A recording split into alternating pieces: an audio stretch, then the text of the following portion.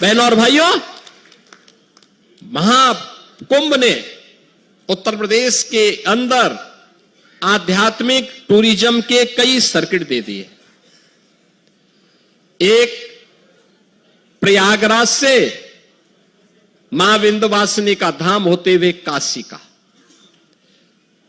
जैसे प्रयागराज में 13 जनवरी से 26 जनवरी तक पूरा समागम था, करोड़ों की संख्या में। कोई दिन ऐसा नहीं था जिस दिन मिनिमम 1.5 करोड़ श्रद्धालु न रहे हों, और यह संख्या 10 करोड़ तक पहुंची थी।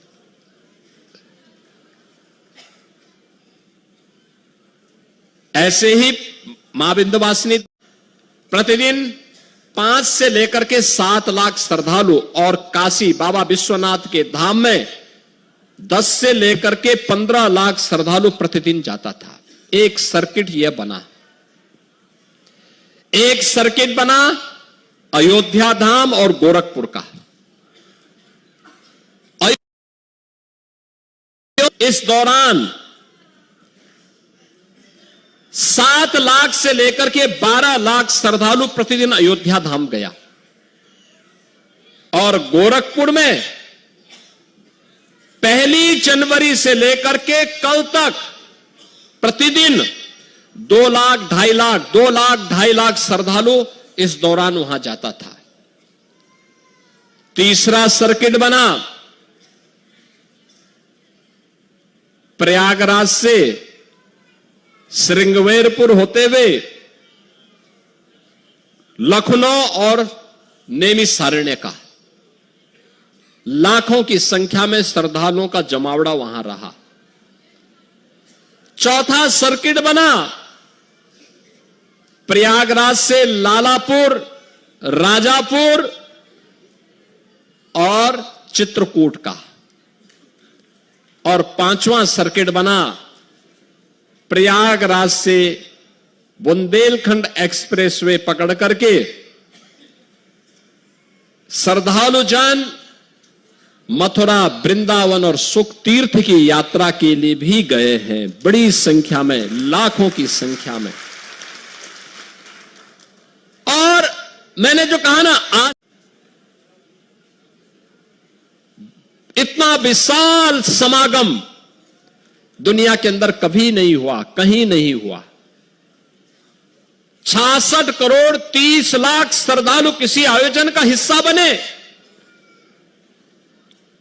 कोई अपहरण की घटना नहीं, कोई लूट की घटना नहीं, कोई छेड़छाड़ की घटना नहीं, कोई दुष्कर्म की घटना नहीं, कोई भी ऐसी घटना नहीं जिस घटना के बारे में कोई ये कह सके। विरोधी को भी ढूंढे ढूंढे दूरबीन लगा करके भी और माइक्रोस्कोप लगा करके भी वे इस प्रकार की घटनाओं को उजागर नहीं कर पा रहे थे। दुष्प्रचार का कोई मौका विरोधियों ने चूका नहीं। जिनको ये आस्था का ये महासमागम अच्छा नहीं लग रहा था, उन्होंने कोई मौका नहीं छोड़ा। मौनी अमावस्या के दिन 8 करोड़ श्रद्धालु यहां पर था।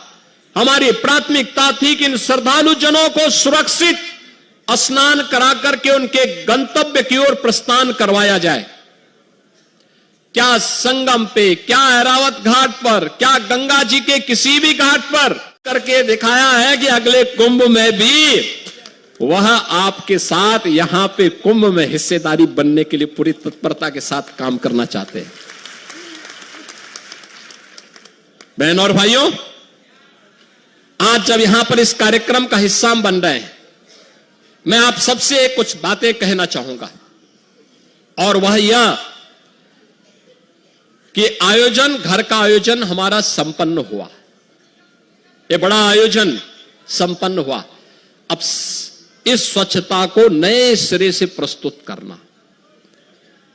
66 करोड़ श्रद्धालु जहां आए हो, अभी भी आ रहे हैं, आज भी काफी बड़ी संख्या में लोग हैं। सभी मान्य जनप्रतिनिधिगण, प्रशासनिक अधिकारीगण, मेला प्राधिकरण, पुलिस अधिकारीगण, सभी लोग इस अभियान के साथ जुटे। एक एक चीज को साफ करना। मां गंगा के प्रति हमारी कृतज्ञता ज्ञापित होनी चाहिए। अविरल और निर्मल गंगा बनाने के लिए सिंचाई विभाग ने जो कार्य किए, उस कार्यक्रम को अब नए सिरे से आगे बढ़ाने की आवश्यकता है। हमारी भी कोई जिम्मेदारी है।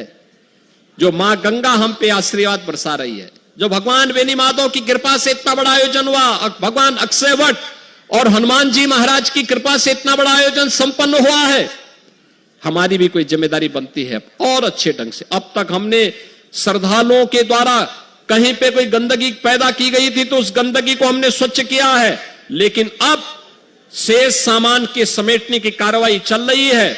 कोई कपड़े, लोग एक अतिरिक्त बोनस देंगे 10,000 रुपए का इस मेले के दौरान इन्होंने जो कार्य किया है।